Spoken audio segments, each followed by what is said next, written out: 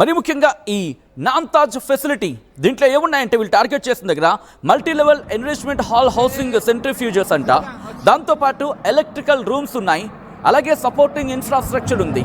ఇవన్నీ కూడా ఆ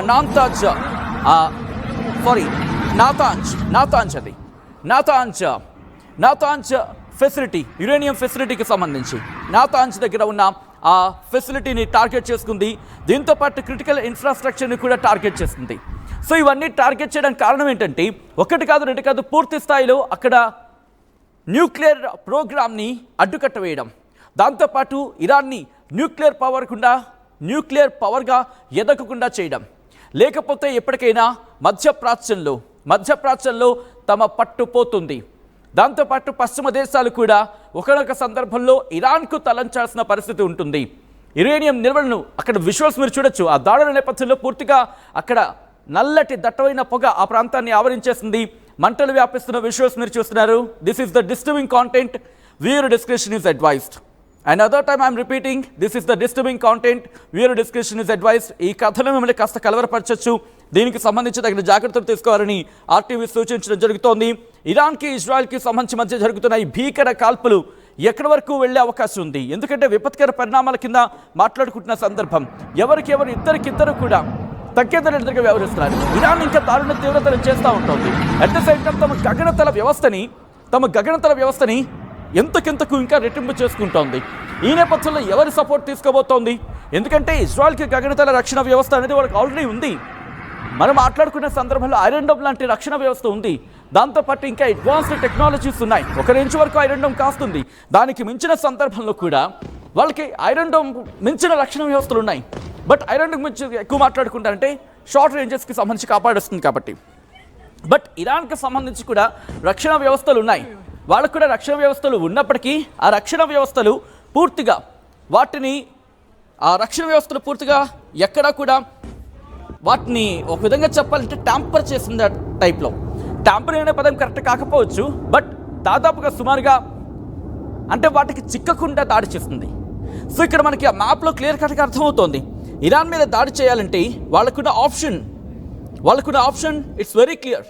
వాళ్ళకున్న ఆప్షన్ అయితే మాత్రం క్లియర్ కట్గా మనకు అనిపిస్తోంది. ఇజ్రాయెల్ ఇరాన్ మీద దాడి చేయాలంటే ఎక్కడి నుంచి దాడి చేయాలి? అయితే ఇరాక్ మీద నుంచి, లేకపోతే సిరియా మీద నుంచి, టర్కీ మీద నుంచి, అప్పుడు వెళ్ళి ఇరాన్ మీద దాడి చేయాలి. టెహ్రాన్ మీద టార్గెట్ చేయాలంటే అదే టర్కీ నుంచి, అంటే లెబనాన్ కావచ్చు, సిరియా నుంచి, అక్కడి నుంచి టర్కీ వెళ్ళి, టర్కీ నుంచి అర్మేనియా వెళ్ళి, లేకపోతే అజర్బైజాన్ వెళ్ళి అక్కడి నుంచి టార్గెట్ చేయాలి. అంటే ఇదంతా చాలా లాంగ్ ప్రాసెస్ వాళ్ళకి. కానీ ఇప్పుడు ఇజ్రాయెల్ ఇరాక్ గుండా ఇరాన్ మీద దాడి చేస్తుందా? సో ఇక్కడ ఆసక్తికర అంశం ఏంటంటే ఇరాక్కి సంబంధించి మ్యాప్లో చూసే ప్రయత్నం చేస్తే ఇక్కడ ఇజ్రాయెల్ ఉందనుకుందాం. ఇజ్రాయెల్ ఇక్కడ ఉంటే, ఇజ్రాయెల్కి సంబంధించి ఇక్కడ ఉందనుకుంటే, ఇక్కడ ఇజ్రాయెల్ దాటిన తర్వాత జోర్డాన్, ఇరాక్, ఇరాన్ ఇలా ఉంటుంది. సో ఇక్కడ జోర్డాన్, ఇరాక్, ఇరాన్ ఇలా ఉంటాయి. సో పక్కనే. దాంతోపాటు లేకపోతే సిరియాకి సంబంధించి సిరియా ఉంటుంది, అంటే ఇజ్రాయెల్ ఉందనుకుందాం, సిరియా ఉంటుంది, లెబనాన్ ఉంటే పక్కనే ఉంటాయి ఇవన్నీ. బట్ ప్రధానంగా ఇప్పుడు ఇరాన్కి టార్గెట్ అనుకుంటే వాళ్ళకి కావాల్సిన గగనతల వ్యవస్థ ఇరాక్ నుంచి. సో ఇప్పుడు ఆ గగనతల వ్యవస్థనే పూర్తిగా మూసేస్తుంది.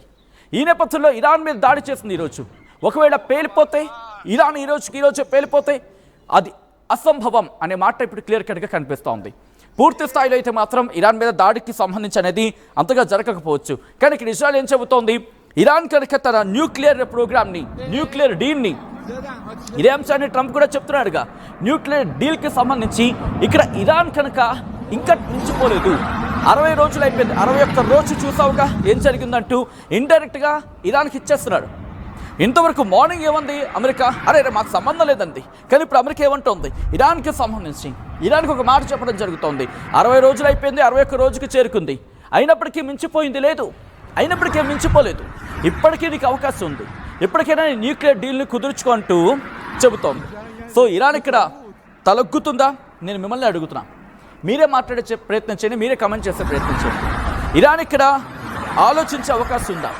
ఇరాన్ ఇక్కడ తల ఒగ్గి అంటే కాస్త ఓకే చూద్దాం, ఇరాన్ దాడులు జరుగుతున్నాయి కాబట్టి ప్రజల్లో కూడా ఇబ్బందిగా వాతావరణం మారే అవకాశం ఉంది కాబట్టి ఇవన్నీ ఈ ప్రోస్ అండ్ కాన్స్ గురించి మాట్లాడుకునే సందర్భం. సో ఇజ్రాయెల్ దెబ్బకు ఇరాన్లో ఇప్పటికీ న్యూక్లియర్ రేడియేషన్ వెలువడుతోంది అనే చర్చ జరుగుతోంది.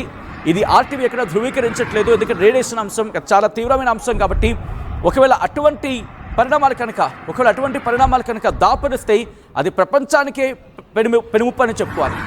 ప్రపంచానికే అత్యంత ప్రమాదకర వాతావరణం. ఇది ప్రపంచానికి ఆందోళన కలిగించే అంశం. ఎందుకంటే మనమే పెద్ద దూరంలో లేవు. ఇరాన్కి సంబంధించి మాట్లాడుకున్న సందర్భంలో ఆ ఇంపాక్ట్ వెంటనే పక్కన ఉన్న పాకిస్తాన్ కొడుతుందంటే మనం దూరంలో ఉన్నావా? కోతవేటు దూరంలో ఉంది కదా మ్యాప్ ప్రకారం చూసుకుంటే. సో ఇటువంటి పరిణామాల నేపథ్యంలో ఇప్పుడు ఏం జరగబోతుందనే ఆందోళన నెలకొంది. ఒక్కసారి ఆ దాడులకు సంబంధించి విషయాలు చూద్దాం, ఎందుకంటే ఆ తీవ్రమైన దాడులు కొనసాగుతున్నాయి. ఈ నేపథ్యంలోనే ప్రపంచ దేశాలు కూడా ఆందోళన వ్యక్తం చేస్తున్నాయి.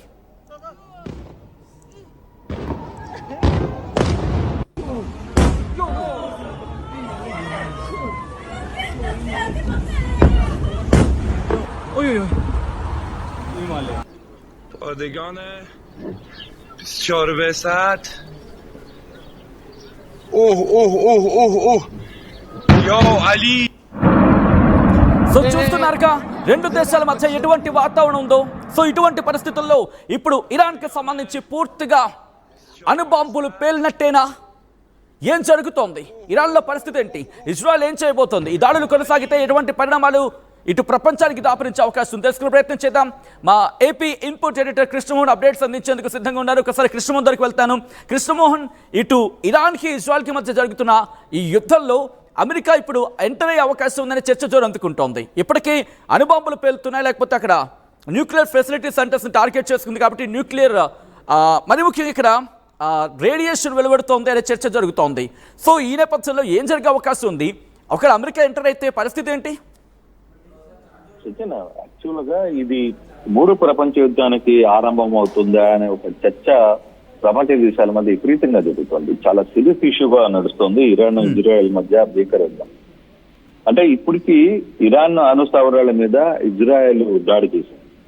నాంతాజ్ న్యూక్లియర్ ప్లాంట్ మీద ఇజ్రాయెల్ బాంబుల వర్షం కురిపించిన నేపథ్యంలో అక్కడ జరుగుతున్న సిచ్యువేషన్ ని మనం క్లియర్ గా ఆర్టీవీ చాలా క్లియర్ గా వ్యవహారాన్ని చూపించే ప్రయత్నం చేస్తుంది. అక్కడ ఎటువంటి సిచ్యువేషన్ ఉంది అని అనుకుంటే నిజంగానే నాంతాజ్ న్యూక్లియర్ ప్లాంట్ మీద ఇజ్రాయెల్ చేసిన బాంబుల వర్షంలో అక్కడ న్యూక్లియర్ ఇంపాక్ట్ గాని జరిగితే దానికి ఏ విధంగా ఉండబోతుంది, అసలుకి ఇరాన్ లో న్యూక్లియర్ రేడియేషన్ ఏ విధంగా ఉండబోతుంది? ఇందాక మీరు అన్నట్టుగా ఇరాన్ కి న్యూక్లియర్ ఇంపాక్ట్ స్టార్ట్ అయితే పక్కనే ఉన్న పాకిస్తాన్ కావచ్చు, చాలా దగ్గరగా ఉన్న ఇండియాకి కావచ్చు, ఇండియాలో కొన్ని రాష్ట్రాలు కావచ్చు, వీటన్నిటికీ కూడా ఆ ఇంపాక్ట్ స్టార్ట్ అయ్యే పరిస్థితి అయితే ఉంది. ఇప్పటికి అంటే ఇష్యూ జరిగిపోయింది. ఇప్పుడు అమెరికా ఎంటర్ అవుతుంది. అమెరికా నేను సాల్వ్ చేస్తాననే ఒక ప్రయత్నంకి ఎంటర్ అవుతున్నప్పటికి కూడా కానీ ఇక్కడ చాలా క్లియర్ గా రష్యన్ అండ్ అమెరికా రెండు దేశాలకి సపోర్ట్ చేసే పరిస్థితి కూడా మనం మర్చిపోకూడదు. వాళ్ళు డైరెక్ట్ గా ఓపెన్ గా రష్యన్ కూడా క్లియర్ గా చెప్పేసింది, నేను పలానా దేశానికి ఎంటర్ అవుతాను, అమెరికా ఒక దేశానికి మద్దతు ఇస్తుంది. ఈ రెండు దేశాల మధ్య ఇది జరిగితే ఇది మూడో ప్రపంచ యుద్ధంగా జరగబోతుంది అనే ఒక చర్చ చాలా మేజర్ ఇష్యూగా జరగబోయే పరిస్థితి. చాలా ఇష్యూ ఇది మేజర్. మనం ఏదో అంటే ప్రపంచ దేశాల మధ్య జరుగుతున్న ఈ దాడిలో ఈ ఫస్ట్ టైం ఈ మధ్య కాలంలో జరిగిన అణు స్థావరాల మీద జరిగిన ఇజ్రాయెల్ దాడి అనేది చాలా మేజర్ దాడి. ఇది ఎవరికి అంచనాలకి తగ్గట్లా, అంటే అంచనాలకి సరిగ్గా ఇన్ఫర్మేషన్ రావట్లే. కానీ బట్ ప్రపంచ దేశాల మధ్య జరుగుతున్న ఈ ఇష్యూస్ మీద అసలు ఎలా వెళ్ళిపోతుంది అంటే మూడో ప్రపంచ యుద్ధం రాబోతుందా? మూడో ప్రపంచం నిన్నటిదాకా సింధూర్ ఆపరేషన్ జరిగినప్పుడు మనం అందరం ఒకటి అనుకున్నాం, అసలు ఇది మూడు ప్రపంచానికి దారి తీసిపోతుందని. మనం చేసిన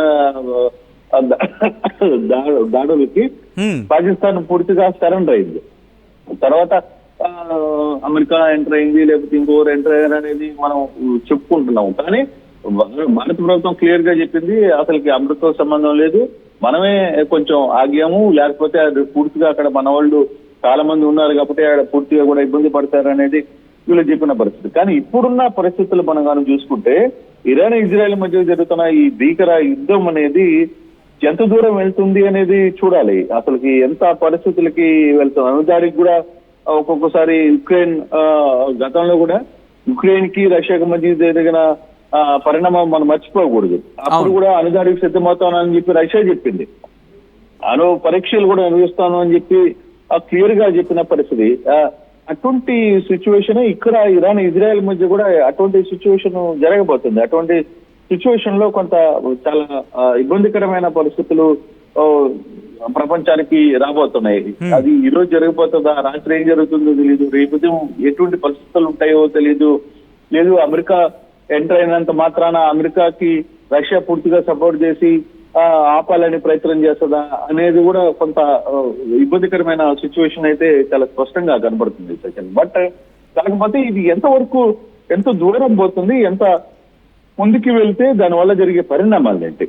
ఒకవేళ నిజంగానే ఈ రోజు మనం కానీ చూసుకుంటే చాలా ఇష్యూస్ లో కంప్లీట్ గా ఇప్పుడు జరిగిన దాడులు కావచ్చు, లేకపోతే ఇజ్రాయెల్ క్షిపణి దాడుల్లో పూర్తిగా కూడా ఇరాను కెర్మానాల క్షిపణి డిపో పూర్తిగా కూడా ధ్వంసమయ్యి మనం ఆ టీవీలో చాలా క్లియర్ గా మీరు చూపించే ప్రయత్నం చేస్తున్నారు.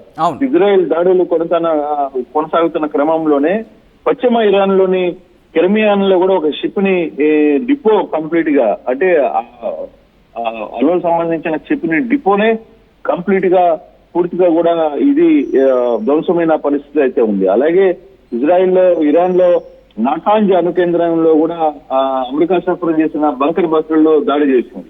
సో ఇట్లాంటివన్నీ కూడా ఖచ్చితంగా ఇవన్నీ రేడియేషన్ లీక్ అయ్యే ప్రమాదం ఉంది. ఇలాంటి చోట బంకర్ బస్ట్ బాంబు జరగడం వలన ఇవన్నీ కూడా జరిగినాయి అనేది చాలా ఉన్నాయి. రెండు ప్రభుత్వ పాలకుల మధ్య కూడా వైరం ప్రజలకి జీవిత కాలం అంటే ఇది మామూలు ఇది కాదు, కొన్ని సంవత్సరాలు కొన్ని తరాలు శిక్ష జరిగే పరిస్థితి అయితే కనబడుతుంది. ఆ రేడియేషన్ లీక్ వల్ల జరిగే పరిస్థితులు లేకపోతే ఇవన్నీ కూడా అటు ఇరాన్ కావచ్చు లేకపోతే ఇజ్రాయెల్ కావచ్చు చాలా నష్టపోయే పరిస్థితి కూడా ఉంది. అట్ ది సేమ్ టైం ఆ రెండు దేశాలే కాదు, పొరుగునున్న పాకిస్తాన్ ఇండియా లాంటి దేశాలు కూడా పూర్తిగా కూడా చాలా వరకు కొన్ని గ్రామాలు కొన్ని ప్రాంతాలు అంతా కూడా ఆ ఎఫెక్ట్ నష్టమయ్యే పరిస్థితి అయితే చాలా స్పష్టంగా కనబడుతుంది. కానీ ఎంతవరకు దీన్ని ఆపాలి? ఒకవేళ అమెరికా రేపు ఎంటర్ అయ్యి ఇప్పుడు దాకా అమెరికా ప్రధాన పాత్ర పోషిస్తుంది అనుకున్నారు, కానీ అమెరికా అంతర్గతంగానే కొన్ని సమస్యలను ఎదుర్కొంటున్న పరిస్థితిని మనం చూస్తున్నాం. రోజు వాళ్ళు అక్కడ జరుగుతున్న ఇష్యూస్ ని వాళ్ళు హ్యాండిల్ చేయలేక నానా అవస్థలు పడుతున్నప్పుడు ఇతర దేశాల్లో వీళ్ళు ఎంతవరకు వీళ్ళ మాటలు ఉంటాయి లేదు అనేది కూడా మనం చూడాలి. ఊరికనే మెగపోతూ లేకపోతే వేరే వాళ్ళ మాటలు ఇవన్నీ చెప్తే కుదరదు కదా. ఇక్కడ ఇజ్రాయెల్ కి సంబంధించి లేకపోతే ఇరాన్ కి సంబంధించిన ఇష్యూస్ లో ఎక్కడ వీళ్ళు ఎంతవరకు హ్యాండిల్ చేయగలరు? ఒకవైపు రష్యా ఒక లైన్ తీసుకుంటుంది, చైనా కూడా చాలా జాగ్రత్తగా గమనిస్తోంది జరుగుతున్న పరిణామాలు ఏంటి, ఏం జరుగుతుంది, మనం ఎంతవరకు ఎంటర్ కావాలి ఏంటి అనేది కదా. నిజంగా ఈ రోజు రాత్రి రేపు సాయంత్రం లోపల కొంత కీలకమైన పరిణామాలు జరిగితే ఫర్దర్ గా ఏం జరుగుతుందో కూడా తెలియని పరిస్థితుల్లో ఈ రోజు ఇటువంటి సిచ్యువేషన్స్ కి అయితే జరుగుతున్న పరిస్థితులు ఉన్నాయి. సో ఏం జరగబోతుంది ఏంటి అనేది, కానీ మొత్తం మీద ఇరాన్ ఇజ్రాయెల్ యుద్ధం మాత్రం చాలా కీలకమైన పరిణామాలకి దారి చేసే పరిస్థితులు అయితే కనపడుతున్నాయి. కాకపోతే మనకి ఇండియాకి పాకిస్తాన్ కి మధ్య జరిగిన సింధూర్ ఆపరేషన్ ఒక లెవెల్లోనే జరిగింది, కానీ దానికి మించి ఇక్కడ ఇరాన్ వర్సెస్ ఇజ్రాయెల్ మధ్య జరుగుతున్న దాడులు మాత్రం చాలా వేగంగా జరుగుతున్నాయి, చాలా స్పీడ్ గా జరుగుతున్న పరిస్థితి. దాన్ని ఎంతవరకు మనం కంట్రోల్ చేయగలం అంటే అమెరికా కానీ లేకపోతే ఇతర దేశాలు మన దేశ దౌత్యత్వం కూడా చాలా అవసరం అక్కడ. ఇవన్నీ ఏ విధంగా ముందుకు వెళ్తే ఏ విధంగా దాన్ని కంట్రోల్ చేయాలి అనేది చాలా వరకు చూడాల్సిన పరిస్థితి అయితే ఉంది. బట్ ఈ రోజు రాత్రి చాలా కీలకమైన పరిణామాలు చోటు చేసుకుపోయిన పరిస్థితులు అయితే కనబడుతున్నాయి. మీరు అన్నట్టుగా ఇరాన్ కనుక ప్రతిదాడికి దిగితే ఈ రోజు రాత్రి ఆ పరిణామాలను ఇజ్రాయెల్ ఎలా ఎదుర్కొంటుంది, at the same time Israel రక్షణ వ్యవస్థకు సంబంధించి ఇప్పటికే క్వశ్చన్ మార్క్ ఎదుర్కొన్న సందర్భం, మరి ముఖ్యంగా యెమెన్ మీద టార్గెట్ అంటే హౌతీల దాడి చేస్తున్న క్రమంలో. సో ఈ రాత్రి అత్యంత కీలకం అనుకోవచ్చా కృష్ణమోహన్? డెఫినెట్ గా సూచన్, డెఫినెట్ గా ఈ రోజు రాత్రి జరగబోయే పరిణామాలు చాలా కీలకమైన పరిణామాలకి రాబోతున్నాయి.